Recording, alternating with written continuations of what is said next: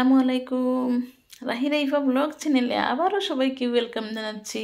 কেমন আছো সবাই? আশা করি তোমরা সবাই ভালো আছো। আমিও আলহামদুলিল্লাহ তোমাদের দোয়ায় আমার পরিবারের সবাইকে নিয়ে ভালো আছি। তো আজ হচ্ছে সকালবেলা থেকে ভিডিওটা অন করেছি। তো রাতে তোমাদের ভাইয়া নিয়ে এসেছিল লিচু, আম, ওগুলা আমি এইভাবে রেখে দিয়েছিলাম, সময়ের কারণে পারিনি। তো সকালবেলায় উঠে ওগুলা এই ডালের মধ্যে থেকে ছাড়াইয়ে নিচ্ছি, কারণ ডাল সহ দেখতে কেমন লাগে। তো এইভাবে হাত দিয়ে যদি টান দিয়ে ডাল থেকে ছিঁড়াই, দেখা যায় লিচুর মুখটা নষ্ট হয়ে যায়। সেজন্য আমি একটা একটা করে কেচি দিয়ে কেটে নিচ্ছি। তারপর আম কেটে নিয়ে লিচু নিয়ে ছেলে মেয়েকে নিয়ে খেয়ে, তারপর ছেলে মেয়েকে আমি হালকা ভাত খেয়ে স্কুলে পাঠিয়ে দেব। চতুর্দিকে খুব বৃষ্টি হচ্ছে, আবহাওয়াটা খুব বেশি খারাপ, সেই জন্য বাচ্চারা স্কুলে যেতে একটু দেরি হচ্ছে। তো কী করবে, স্কুলে তো যেতে হবে, ওদের তো ক্লাস আছে, তাই না? ওদের বৃষ্টির জন্য এই সিজন মৌসুমটা তো সবসময় বৃষ্টি হবে। তো কী আর করার, বুঝিয়ে শুনিয়ে ওদেরকে স্কুলে পাঠিয়ে দিলাম। আমি যাওয়ার সময় আমি যাই না, কিন্তু ছেলেটার ক্লাস হচ্ছে 4টা পর্যন্ত আর মেয়েটার ক্লাস হচ্ছে 2টো পর্যন্ত। তাহলে মেয়েটাকে যাইয়া নিয়ে আসতে হয়, আর ছেলে একাই একাই আসে। তো এদিকে আমি লিচু এবং আম ছেলে মেয়েকে কাটিয়ে দিয়েছি, ওরা খাচ্ছে। আর হচ্ছে আবহাওয়াটা দেখো কত খারাপ, তোমাদের সাথে একটু শেয়ার করার জন্য একটু ক্যামেরাবন্দি করলাম। দেখো কতটা খারাপ বাতাস হচ্ছে, কিন্তু এইভাবেই আমি আমার ছেলে মেয়েকে কিন্তু স্কুলে পাঠাবো। কি করব, কিছু করার নাই। দেখো আবহাওয়াটা কি, বাতাস বইতেছে, আর হচ্ছে বৃষ্টিও আসবে। ওদের যাওয়ার সময় বৃষ্টি এসে যায়, ওরা ছাতা নিয়ে যায়। তো হচ্ছে আজকে তোমাদেরকে তোমরা তো টাইটেল এবং থাম্বনেইল থেকেই তো বুঝতে পারতেছো আমি কি নিয়ে আজকে ভিডিও বানাইছি। তো হচ্ছে মানুষ যখন নিজের শখের জিনিসটা নষ্ট করে না, তখন খুব বেশি খারাপ লাগে। তোমরা তো দেখতেই পেয়েছো আগের ভিডিওতে আমি বলছিলাম, আমার মুরগিগুলা দেখিয়েছিলাম, একটা মুরগিকে কোমর ভেঙেছে মানুষ। তো আমি বাড়াতে থাকি, কে ভাঙছে, কারা ভাঙছে, কে মারছে আমার মুরগিকে, সেটা তো আমি দেখতে পারবো না, কারণ ওগুলো তো আলোচনা করাই যাবে না। আমি বাড়াতে, আমার মেন বাড়ি হলে তো আমি ঠিকই ওগুলা দেখতে পারতাম, যে কে আমার মুরগি নষ্ট করলো, কে আমার শখের জিনিস নষ্ট করলো। এত শখ করে জিনিস পালি, কিন্তু যখন দেখা যায় নষ্ট করে মানুষ, তখন এত বেশি খারাপ লাগে। তো ছেলে মেয়েকে পাঠিয়ে দিচ্ছি স্কুলে। বৃষ্টি তো হচ্ছেই, কিন্তু দুজন চলে যাচ্ছে টুকটুক করে। স্কুলে যাওয়ার জন্য খুব আগ্রহ, কোনো সমস্যা নেই, আমি আনতে যাব। কিন্তু ওরা এখন যাচ্ছে একা একা, বেশি দূর না, এই 5 মিনিট। ওরা ওদের ছোটো ছোটো পা দিয়ে হাঁটবে, 5 মিনিট হাঁটলে হয়ে যাবে। দেখো আরও স্কুলের ছাত্ররা যাচ্ছে, একটা মেয়ে যাচ্ছে। আর এই আমার বাসাটা হচ্ছে তো একটা গ্রামের মধ্যে, বুঝছো, একটা গ্রামের মধ্যে একটা বাজার, সেই বাজারের সাইডেই আমার বাসা, আর এই বাজারটার মধ্যেই স্কুল। তো ওরা চলে গেল, স্কুলে চলে যাচ্ছে। এদিকে রাস্তার মধ্যে তো দেখাই যাচ্ছে যে বৃষ্টি হচ্ছে। আবার ওই এই বৃষ্টির কারণে আমার মুরগিগুলো তো কোথাও উঠে বসার জায়গা নাই, তোমরা আগের ভিডিওতে তো দেখতেই পেয়েছো। আর হচ্ছে ওটা সদ্য ছোট্ট বাচ্চা, বাচ্চার মা, মিনি বাচ্চা, ওটা উঠে এসে বসেছে। আর একটা হচ্ছে যেটা আমার মুরগিটা মানুষ মারছে, সেই মুরগিটা আমি ধরে রেখেছিলাম, সেই মুরগিটা এখন আমি জবাই করতে হবে, কিছু করার নাই, আমি জবাই করতে হবে। তো জবাইটা তো আর তোমাদেরকে দেখাবো না। খুব আফসোস লাগে যখন নিজের শখের জিনিস আমি এত শখ করে পালি, আর যখন মুরগি নষ্ট করে ফেলে মানুষ, হয় কি অনেক সময় হারায় যায়, আমি খুঁজেই পাই না। কিন্তু কি আর করার, কিছু করার নাই। অনেক সময় আসে, অনেক সময় আসে না, এই রকম। তো মুরগি যখন একটু বৃষ্টি কমলো, একটু বাইরে দিয়ে দিলাম খাবার, ওরা বসে বসে খাচ্ছে। এটা আগের দিনের ভিডিও ছিল, তোমাদেরকে একটু বোঝানোর জন্য আমি অ্যাটাচ করেছি এই ভিডিওর মধ্যে। তো মুরগি হচ্ছে আমি এত শখ করে পালি, কিন্তু বড় বড় মোরগ হয় যখন, যেমন এই সপ্তাহে না, পরের সপ্তাহে মুরগিটা জবাই করব, এই মুহূর্তে আমার মুরগি হয় কি, মুরগি মানুষ হয়তো নিয়ে যায়, না বিক্রি করে, না জবাই করে খেয়ে ফেলে, কিছু একটা হয়ে যায়। এই যে দেখতেছো না বড় বড় মোরগ, ওগুলো আমি জবাই করে খাবো একটা একটা করে, কিন্তু এর মধ্যে থেকে আমার মুরগি হারায় যায়।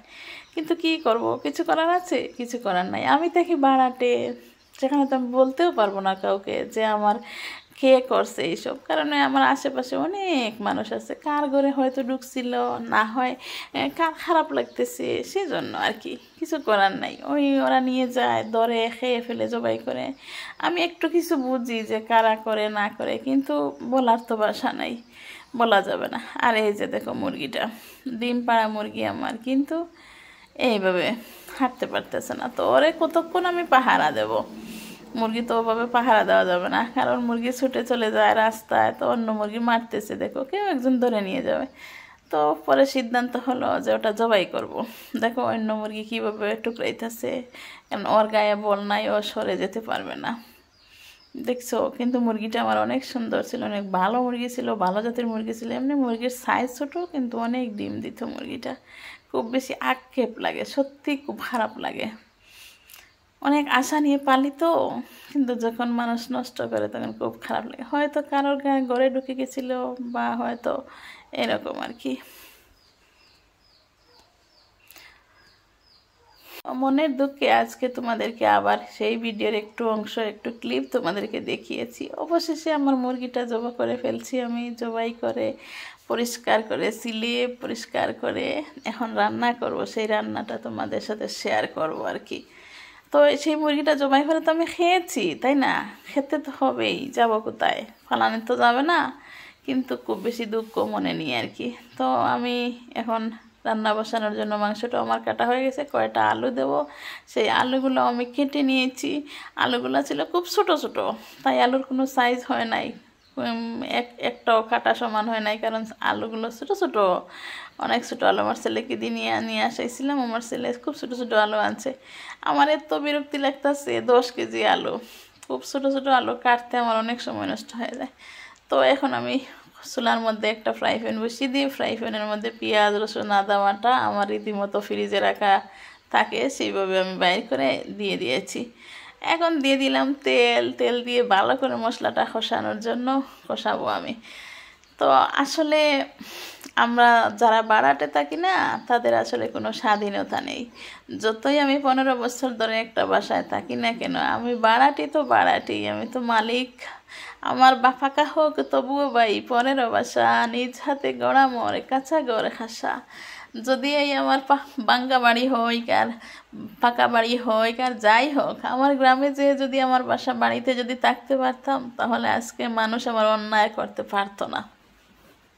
মানুষ অন্যায় করতে একটু ভাবতো যে অনেক প্রতিবাদ হবে, কিন্তু এখানে তো কোনো প্রতিবাদ নাই, নীরবে শুয়ে যেতে হবে। তো হচ্ছে একটা পশু, অবলা প্রাণী, তাই না? এর একটা কথা তো আছেই। আমি যদিও কোনো কিছু না বলি, কোনো প্রতিবাদ না করি, কিন্তু ওর একটা প্রতিবাদ তো আল্লাহর কাছে আরও যে আসে না, অবশ্যই আছে। সে যে করছে না কেন, সে অবশ্যই বুঝবে। তো তোমাদের সাথে কথা বলতে বলতে আমি মশলাটা কষিয়ে নিয়েছি, দেখছো তেল ছেড়ে দিয়েছি মশলা থেকে। এখন বরাবর তো তোমরা সবাই রান্না জানোই, আমার তো চ্যানেলটা হচ্ছে রান্নার রেসিপি চ্যানেল না, আমার হচ্ছে ব্লগ ভিডিও। আমি যা করি তাই তোমাদের সাথে তুলে ধরি। পছন্দ হলে তোমরা একটু দেখো, আর যদি ভালো লাগে একটু শেয়ার করো আমার ভিডিওটা। আর যারা নতুন আমার ভিডিও দেখতেছো, তোমাদেরকে বলি, তোমরা আমার যদি আমার ভিডিওর কোনো অংশ তোমাদের ভালো লেগে যায়, তোমরা আমাকে সাবস্ক্রাইব করতে ভুলবে না। সাবস্ক্রাইব করে বেল বাটন অল চেপে রাখবে, যাতে তোমরা আমার পুনরায় ভিডিওটি পেতে পারো। আর যারা আমার পুরাতন বন্ধু আছো, তোমরা তো অবশ্যই আমার বন্ধু আছো, তোমাদেরকে অসংখ্য অসংখ্য ধন্যবাদ। কথা বলতে বলতে আমার মুরগিটা কষানো হয়ে গেছে, মুরগির মাংসটা। এখন আমি একটু নেড়ে ছেড়ে ভালো করে কষিয়ে নিয়ে আমি দিয়ে দেব আলু, যাতে দেশি মুরগি এবং আলু একসাথে সিদ্ধ হয়ে যায়। কারণ হচ্ছে আলুটা আমি আস্ত আস্ত থাকলে আমার পছন্দ হয় না। আলু যখন আমি মাংসের মধ্যে দেই, তখন আমার আলুটা ভাঙতে হবে একটু। কারণ হচ্ছে আস্ত আলু আমার পছন্দ হয় না। যে এখন আমি সিদ্ধ হতে হতে একটু একটু ভেঙে যখন গ্রেভিটা খুব সুন্দর হয়, সেজন্য আমি এখন আলু দিয়ে দিয়েছি আগে আগে, যাতে মাংস সিদ্ধ হতে হতে আলুটা একটু সিদ্ধ হয়ে আমার নাড়তে নাড়তে ভেঙে যায়। সেজন্য আলু প্রত্যেক তরকারিতে আলুটা মানায়। আর অনেক ফ্যামিলিতে আছে আলুটা পছন্দ করে সবাই। আমার ফ্যামিলিতে মাংসের মধ্যে আমি শুধু আলু আর হচ্ছে লাউ এরকম কিছু দেই, আলু ছাড়া আর কোনো সবজি আমি মাংসতে ব্যবহার করি না। অনেক মানুষ আছে অনেক ধরনের সবজি দিয়ে খায়, আমি ওরকম খাবো না। আমার হচ্ছে সব সময় আলু দেবো আর না হয় একটু লাউ দেই, এই পর্যন্তই। তো আলুও দিয়ে দিয়েছি, এখন দিয়ে আমি ভালো মতো কষিয়ে নিচ্ছি। আর হচ্ছে বারবার কষাতে হবে। এখনও আমি পানি দিই নাই, কিন্তু দেখো পানি আমার দেওয়া হয় নাই এখনও। মাংসের মধ্যে থেকে যে পানিটা বের হচ্ছে সেই পানি দিয়ে আমি কষিয়ে নিচ্ছি। দেখো আলুটাও আমার সিদ্ধ হয়ে গেছে। এখন আমি নাড়তে নাড়তে আলু একটু একটু ভেঙে যাবে, পুরোপুরি ভাঙবো না, তো একটু একটু ভেঙে যাবে। তো কয়টা কাঁচামরিচও দিয়েছি। কাঁচামরিচের ফ্লেভারটা এত বেশি সুন্দর হয়। বাচ্চারা তো মরিচ পছন্দ করে কম, জাল পছন্দ করে কম, আর আমার তো জাল লাগবে। সেজন্য যখন আমার জাল লাগে মরিচটা ফাটাই আমি খেয়ে নেব। সেজন্য আস্ত মরিচ দিয়েছি। যদি ভেঙে দেই তাহলে দেখা যাবে জাল বের হয়ে যাবে। এই পর্যায়ে দেখতেছি পাতিলিয়ার নিচে লেগে যাচ্ছে, সেজন্য একটু পানি দিয়ে দিলাম। দিয়ে ভালো করে নেড়ে চেড়ে তারপর কষানো সিদ্ধ হওয়ার জন্য, সিদ্ধ হয়ে গেছে, এখন জল দিয়ে দেব, যাতে বলক উঠলে টকবক করে ফুটে উঠবে। যখন জলটা গাঢ় হয়ে আসলে আমার তরকারিটা হয়ে যাবে। তো ভিডিও আর বেশি কিছু ধারণ করি নাই, আজ এ পর্যন্তই।